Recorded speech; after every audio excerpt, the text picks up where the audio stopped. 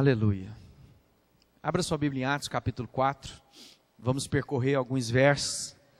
E vamos aprender um pouquinho do que a palavra de Deus tem a nos instruir. Por que essa palavra está aí registrada, né? Ficou relatado no livro de Deus. Por que Deus deixou isso por escrito para nos instruir? O que Ele quer nos instruir com a sua palavra? A palavra de Deus diz e afirma a respeito de si mesma, de que toda a palavra de Deus é boa para dirigir, para conduzir. Então toda a palavra de Deus. Então nós temos que olhar para todo o conselho de Deus. Nós não podemos viver a nossa vida isolando algumas porções da palavra de Deus e fazendo disso uma escada de viver.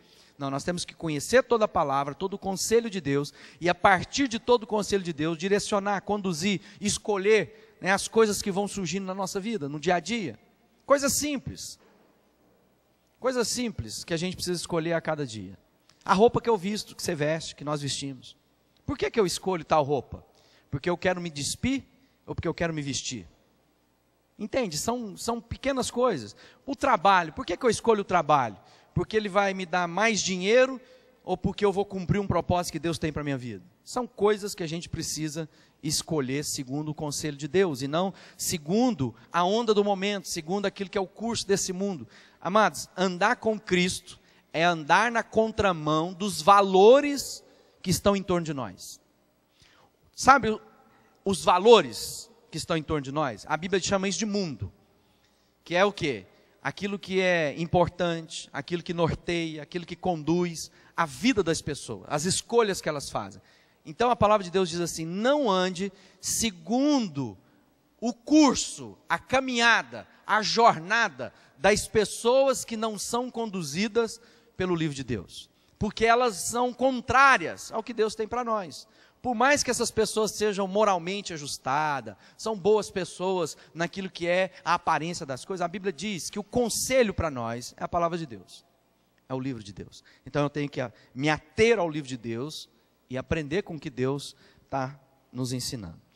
A gente viu sobre os primeiros momentos, os milagres, os prodígios, o primeiro discurso cheio de vigor de Pedro, depois as oposições, as dificuldades. E agora a gente começa a entrar no momento novo da igreja, quando lá em Atos, no capítulo 4, a partir do verso 23, a gente vai ler até o final do capítulo, e depois vamos ler uma pequena porção também do capítulo 5. Então eu queria que você acompanhasse aí na sua Bíblia, para que você possa ir aprendendo o que Deus tem para nós.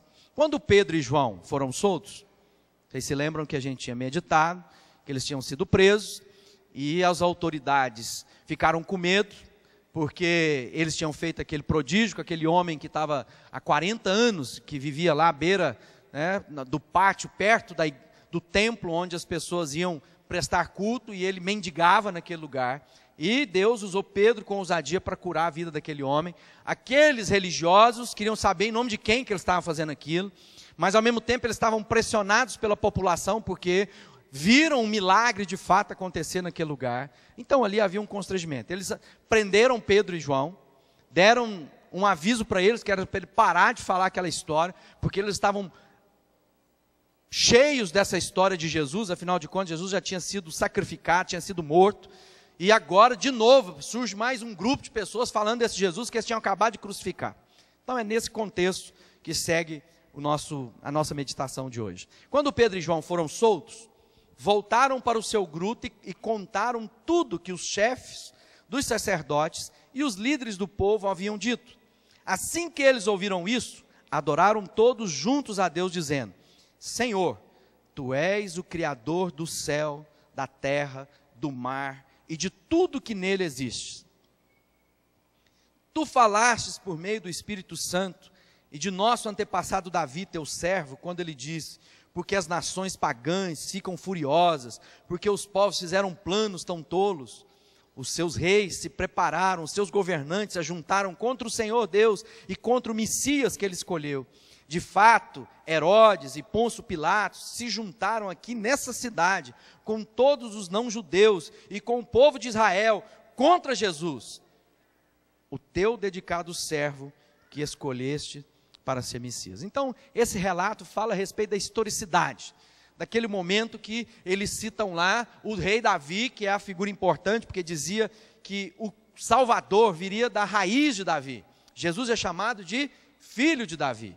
E agora ele está ali trazendo a memória daquele povo a respeito do que o próprio Davi dizia, da conspiração. Sabe aquilo que eu falei anteriormente sobre o curso desse mundo? Então deixa eu de amplificar isso. As coisas, os valores que aí estão, que não são, segundo a palavra de Deus, eles não são apenas indiferentes às coisas de Deus. Eles não são apenas algo que não se importa com as coisas de Deus. Pelo contrário, a Bíblia diz que as coisas desse mundo são contrárias às coisas de Deus. Elas fazem oposição. Então, os valores, aquilo que às vezes está tentando ser impregnado nas mentes, nos corações, a respeito da vida, a respeito da família, a respeito da cultura, a respeito do valor do dinheiro, é contrário às coisas de Deus.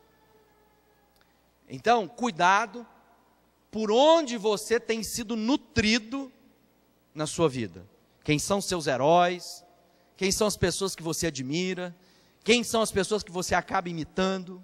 Quem são as pessoas que você está ouvindo conselho a respeito de você, do seu trabalho, da sua família, do seu casamento? Porque elas não são apenas indiferentes aos valores de Deus, mas a Bíblia diz que elas são contrárias. O mundo e o povo, os religiosos, conspiraram contra aquele que era o escolhido de Deus, Jesus. Então, tudo que é Jesus na sua vida, há uma conspiração externa para abafar, para impedir o que Deus quer fazer em você e a partir de você. Então, nós precisamos ter o quê? Eu preciso entender o que Deus tem. Eu preciso conhecer a verdade. Eu preciso conhecer de fato o que é verdade. Às vezes eu vejo muitas pessoas preocupadas em entender as coisas falsas. A gente pode até aprender, mas o grande fundamento não é conhecer as coisas falsas. O grande fundamento é conhecer a verdade. Porque uma vez de posse da verdade, qualquer coisa que não for verdade, vai ser descoberta pelo conhecimento da verdade que está em mim. Entende isso? Então eu não preciso lá ficar pesquisando, enchendo minha cabeça daquilo que é lixo. Eu tenho que encher na minha cabeça tudo que é bom, tudo que é puro, tudo que é de boa fama, tudo que é aquilo que tem um propósito de Deus. Seja isso que ocupe o vosso pensamento. Então é disso que a palavra de Deus está dizendo. Ele fala, ele continua, verso 28.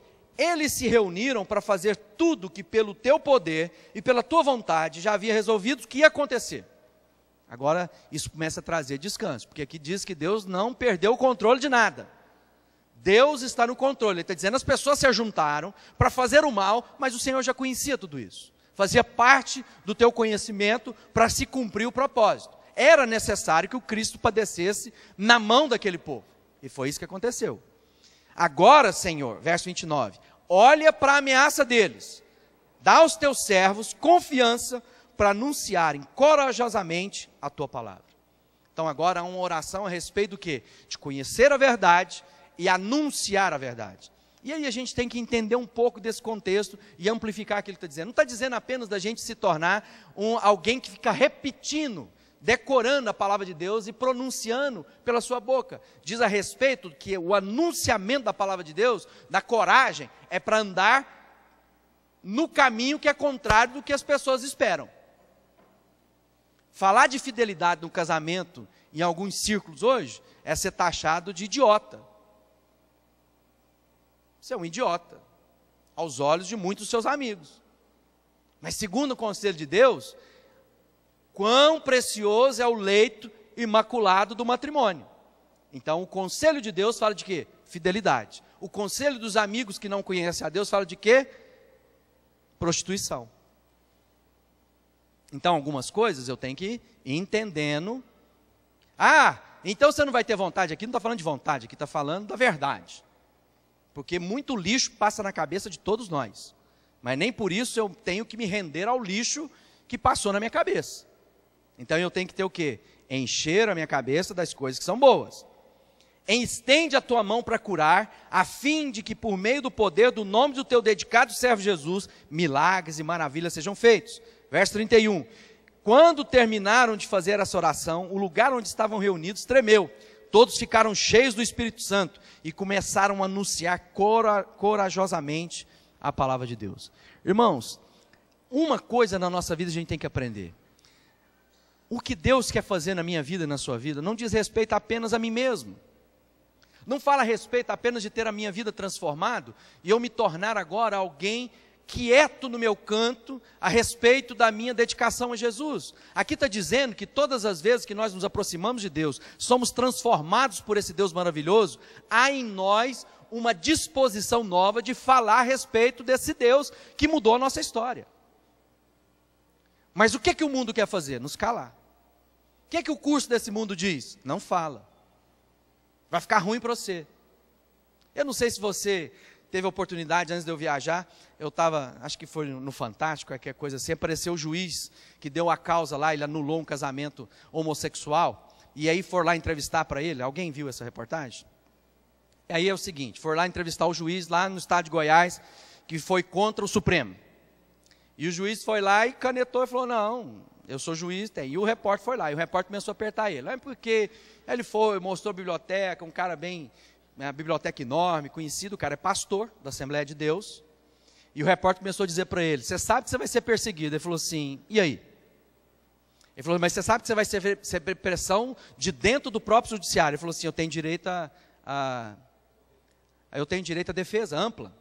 E qualquer coisa que cercearem a minha defesa ampla é um Estado de Direito, então isso é anticonstitucional. Eu apenas escrevi e dei o meu parecer segundo a Constituição, que lá na Constituição, no artigo tal, está escrito que família é composto por um homem, por uma mulher, com capacidade que isso a família de gerar descendência.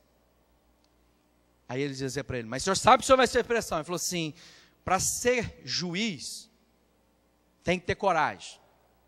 E eu não vou negar a minha fé por causa das expressões do que as pessoas desejam ou acham de desejar. É na minha atribuição, e eu dentro da minha atribuição, eu tenho que cumprir segundo a minha consciência. Às vezes, com essa confusão toda está aí, a última coisa que muita gente quer pôr a mão é nessa cumbuca. Não vou falar sobre isso. Por quê? Porque pode ser que vai se levantar contra a minha vida o quê? Oposição, perseguição, dificuldades, má interpretação. Porque ninguém aqui está querendo o direito de ser contra o direito de quem quer que seja. Mas o que nós temos que dizer é o que a Bíblia diz a respeito da vida. Então, o pecado da homossexualidade é o mesmo do pecado do adultério, do ladrão, do que extorque, do que rouba. É pecado. E não tem diferença nenhuma. O mesmo pecado do homossexual é do cara que mente para a esposa. É tão igual quanto. Ou do idólatra, que se ajoelha e venera, ou adora, ou idolatra as imagens de esculturas. Pecado. Ou o avarento, que é mais difícil da gente avaliar. Quem é o avarento? Às vezes somos nós que não queremos ser fiéis no nosso dízimo, na nossa oferta, que Deus conhece o coração. Ou quando eu posso ajudar e retenha. Quando eu posso repartir e não reparto. É pecado igual da homossexualidade. Então, quando nós estamos apontando o pecado, não é apenas um pecado que nós estamos apontando. Nós estamos apontando o pecado conforme as Escrituras dizem a respeito delas. Agora, o que muita gente já não quer falar? Porque a gente não quer se expor. Eu não vou entrar nessa discussão. Mas a Bíblia diz que eu tenho que anunciar corajosamente todo o conselho de Deus em todas as coisas. Mas para isso eu preciso de quê? Conhecer o que a Bíblia diz. Qual que é o problema? Que muita gente está sendo ludibriado, porque não conhece o que as Escrituras dizem. Acham. A coisa mais terrível na boca de um crente é, acho que. Você tem que achar nada. Você tem que dizer o que a Bíblia diz. Porque esse acho que é terrível. Esse acho que tem provocado divórcio. Acho que tem provocado gente gananciosa, desonesta, desequilibrada. Quando eu olho para as Escrituras e me deixo moldar por aquilo que a Bíblia diz, é nesse lugar que a palavra de Deus diz que quando eu fizer a minha vida, na minha família, no meu